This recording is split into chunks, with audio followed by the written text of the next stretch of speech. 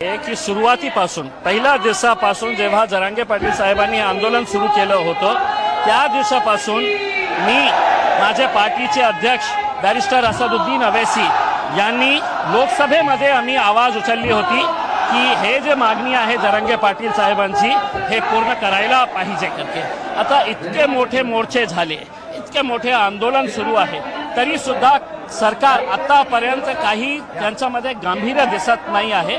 त्याची निंदा आम्ही करतो। लवकरात लवकर याचा तोडगा काढा हेच सांगण्यासाठी आणि जरांगे पाटील साहेबांना हे पुन्हा एक सांगण्यासाठी की मी त्यांचा मोठा फॅन आहे आणि आम्ही त्यांच्या सोबत आहे राहणार। एमआयएमचा पूर्ण पाठिंबा आहे, 200% पाठिंबा आहे आणि मी महाराष्ट्र सरकार मुंबई पोलीसला हे सांगू इच्छितो की तुम्ही बळजबरी केली, तुम्ही फोर्सफुली हे आंदोलन संपवण्याचा प्रयत्न केला तर आम्ही तुम्हाला स्पष्टपणे सांगतो की जितकी ताकदीने मराठा समाज रस्त्यावर उतरणार तितकीच ताकदीने मुस्लिम समाज ही त्यांचा कांद्याचा कांदा लावून आम्ही त्यांच्या सोबत राहणार। नोटीस दिली गेली आहे त्यांना लवकरात लवकर आझाद मैदान रिकामा करण्याच्या सूचना पोलिसांनी केल्या, त्यांच्या ज्या परवानग्या आहेत त्या फेटाळण्यात आल्या। नाही, मला हे सांगायचे आहे की काय लोकशाही मार्गाने आंदोलन करण्याचा अधिकार आहे का नाही आहे?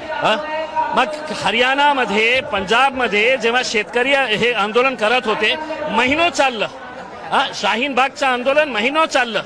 या आंदोलनामुळे सरकारला भीती का वाटतं की 5 दिवसामध्ये ते नोटीस काढता आणि सांगता की घरी जावा करके उसमें करू द्या ना शांतती मार्गाने।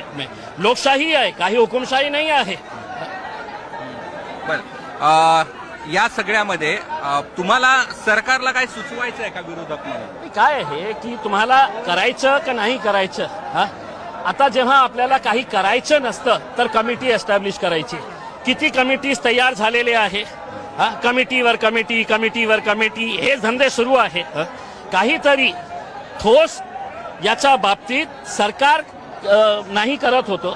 अपेक्षा हे होती की उच्च न्यायालयाने हे आदेश सरकारला द्यायला पाहिजे होतं की ह्या लोकांची मागणी काय आहे की मागच्या इतक्या वर्षापासून हे लढत आहे, रस्त्यावर इतके मोठे मोठे आंदोलन करत आहे, मग त्यांना का न्याय मिळत नाही आहे, काय अडचण आहे हे हायकोर्टाने हे सांगायला पाहिजे होते, आमची अपेक्षा होती। राजीनामा द्यावा असं तुम्ही म्हटलं। मी स्पष्टपणे सांगतो की हे जे लोक आलेले आहे हे कोण लोक आहे?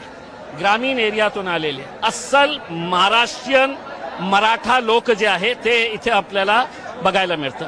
हे लोकांनी अनेक आपले समाजातले मोठे मोठे लोकांना विधानसभे आणि लोकसभेमध्ये पाठवलेले आहे। मग हे रस्त्यावर बसणार, हे इतका त्रास सहन करणार आणि हे त्यांचे जे मोठे मोठे नेते आहे ते एसी मध्ये बसणार, झोपत राहणार। माझी विनंती जरांगे पाटील साहेब आणि त्यांच्या सगळ्या समर्थकांना, ते आमदार खासदारांना उचलून आणा आणि त्यांना फोर्स करा की तुम्ही तुमचा राजीनामा द्या, जरांगे पाटील साहेबांच्या चरणी तुमचा राजीनामा द्या आणि एक संदेश पाठवा की आम्हाला समाजाची काळजी आहे, आम्हाला कुर्सी उर्सीचे काही देणं घेणं नाही। राजीनामा द्या। आता कमीत कमी ज्या समाजाची लढाई इथे सुरू आहे त्यांनी तर सुरुवात करावी। बघा 150च्या जवळ आमदार आहे मराठा समाजातले, एक 100 दिले ना तर एका दिवसामध्ये देवेंद्र फडणवीस निर्णय घेतील। बघा तुम्ही। शेवटचा प्रश्न, तुम्ही त्यांच्या आरक्षणाला पाठिंबा दिलात, त्यांचा काही मागणार आहात का तुमच्या आरक्षणासाठी? काय आहे की बाबा मुस्लिम समाजासाठी हायकोर्टाने 5% रिझर्वेशन एज्युकेशन मध्ये दिलेला होता। मी जरांगे पाटील साहेबांना स्वतः सांगितलं होतं एकदा की आज आम्ही तुमच्या सोबत पूर्ण ताकदीने उभे आहे। तुम्हाला हे मिळाल्यानंतर आमची अपेक्षा हे आहे की जेव्हा आम्ही आमच्या जे 5% एज्युकेशनच्या रिझर्वेशनच्या बाबतीत आम्ही लढाई सुरू करणार तितकीच ताकदीने तुम्ही आमचे मोठे भाऊ म्हणून आमच्या सोबत राहणार ही अपेक्षा आहे। धन्यवाद।